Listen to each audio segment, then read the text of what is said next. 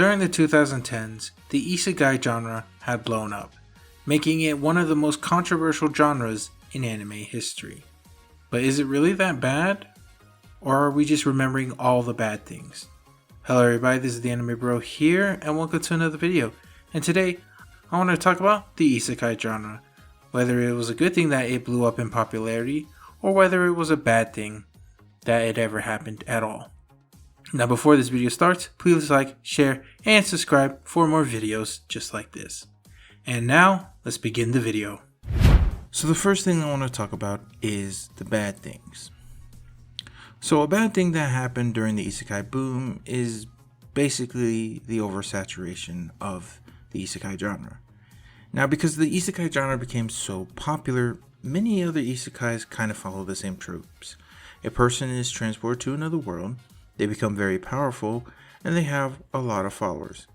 Now some of them do have their own things that make them unique, but most of them kind of follow the same way. Like for example, one of them could have become powerful because they actually trained really hard, and some of them have a lot of followers, but they started off in a bad position. So all in all, there are many that have different unique ways of it, but it still was kind of oversaturated to a point where you kind of knew what to expect. Transportation to another world, powerful, many followers. There weren't many that actually changed the genre. They were all very same to it. And in a way, it makes it kind of boring. I've read many Isekai mangas, believe it or not, and I kind of forgot most of them because they follow the same way. Transportation, power, and then the followers. Now with the followers, it is mostly harem based, but some, like The Time I Got Reincarnated as a Slime, have a harem and the follower count. Now that's my favorite Isekai, but still it has flaws that I know a lot of people don't like.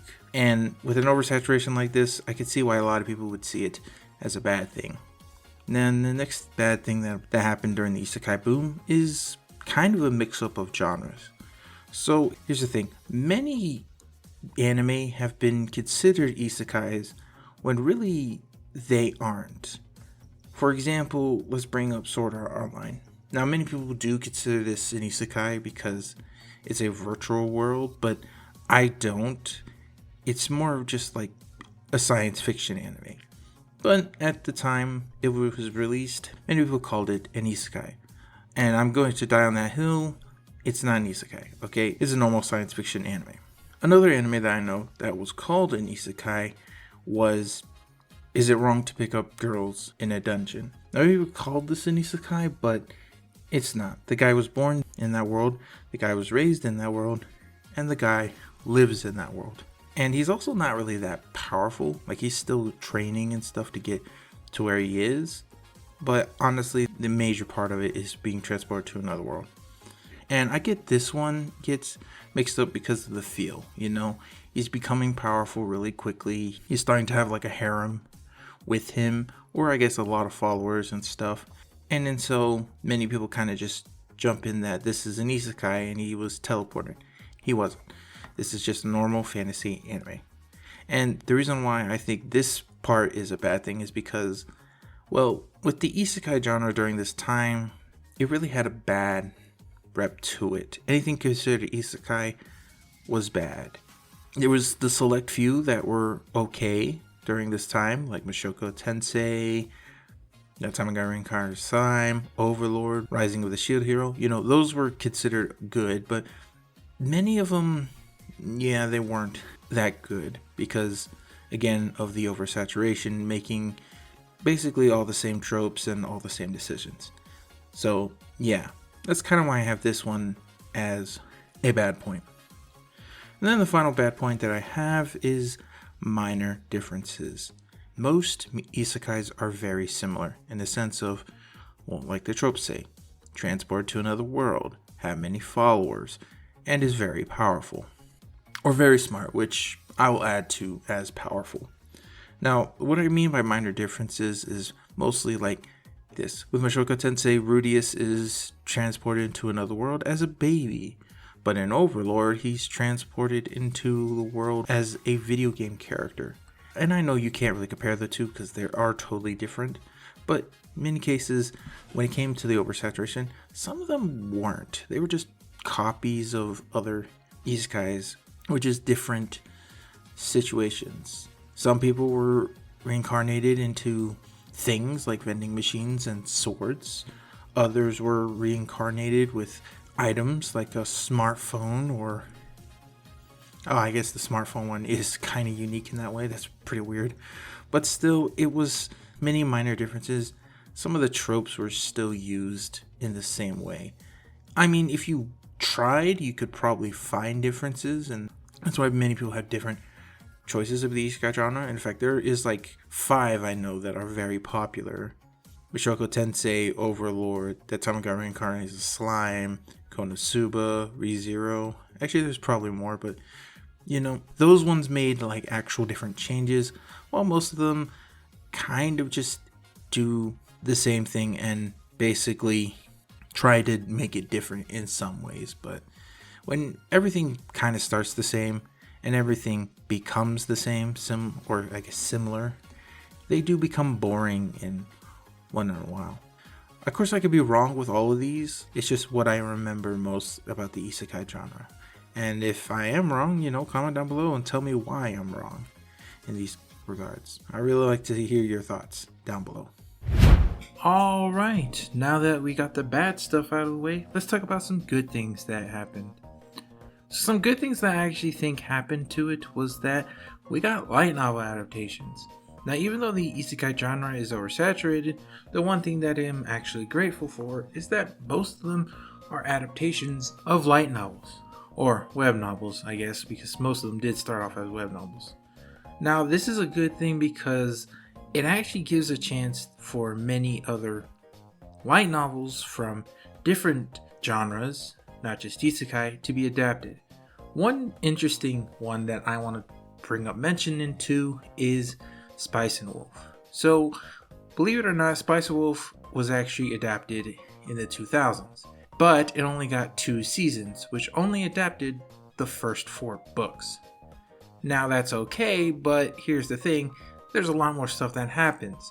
But recently, we actually got a better version of Spice and Wolf that actually adds a bit more than what the original had. So in this case, I'm actually kind of wondering when we'll get other adaptations that could actually be good. One of them I'm looking forward to is an anime called Baka and Test. Of course, it's probably not as popular as many other light novel adaptations like Toradora, but it's one that I wanted. It ended on season 2 and kind of looks like it could have been a little bit further. I don't know where the adaptation ended with the light novels, but still, if this is the case where light novel adaptations are now being more available and a lot of companies can see the potential of doing remakes of other light novels like Spice and Wolf, then we might actually be seeing more booms. Maybe we'll have a romance boom, maybe a fantasy boom, or a science fiction boom. Honestly, I could actually see this being one of the best things that the isekai boom had. And then the final good thing, sadly I only have 2 for this one compared to 3 of the other one, is that it kind of created a genre. Let's be frank, before the isekai boom, most Westerners know this type of style comparable to Chronicles of Narnia. And that was a long time ago. And even though many people like the Chronicles of Narnia, many readers agree that it is kind of outdated in some ways. People being transported to a mystical world and basically learn about Christianity. And I'm actually not kidding. There's a lot of allegories to Christianity in this. But with the isekai boom, we have new versions of the story. And even though the oversaturation probably did ruin the genre in some ways, it actually helped create a genre that not only influenced anime, but also influenced other creations. Like for example, in the West, we got 2 popular isekai cartoons. One of them is called Amphibia, and the other one is called The Owl House. Amphibia is about a girl who gets transported to another world, but instead of being like this overpowered person, she is just a normal girl trying to make her way home. And the Owl House is very similar, except she voluntarily gets transported and becomes like this geek and stuff. Of course, I'm just doing like a oversimplification to it, but still, it's pretty impressive that this actually spawned cartoons, and hopefully in the West we actually get more like these, because these were good stories. They're not on the same level as some high tier anime, but they were very popular and I actually enjoy them as well. So in the far future, I'm actually hoping that we get more stuff like this. And honestly, this probably wouldn't have happened if the Isekai boom didn't. Alright, now let's end this video. So the big question that I want to end off with is, was the Isekai boom pretty bad? And to that, I want to say kinda. It wasn't a terrible thing that it happened. Like I said, it was pretty good to see light novel adaptations be shown more love. But I gotta say, in the beginning, it was pretty bad. If I remember correctly, a lot of people were doing Isekai content. But most of the top 5 of usually the year were mostly Isekais, which is pretty sad. Nowadays, it's not as bad. I mean, there is still more Isekai stuff coming out, but I gotta give credit to it that it's not like the whole top 10, majority of it is Isekai. But honestly, I think it's a good thing that it happened. It kind of showed us that, there's more to it than just manga. I know during the 2000s, shonen was pretty popular. Well, I mean in the West. I'm not sure about Japan, but in the West, shonen was pretty popular. There were so many shonen anime that people liked. Stuff like Bleach, One Piece, Naruto, Fairy Tail. Many of these things that came from Shonen Jump kind of dominated the 2000s. But nowadays, during the Isekai boom, that kind of shifted.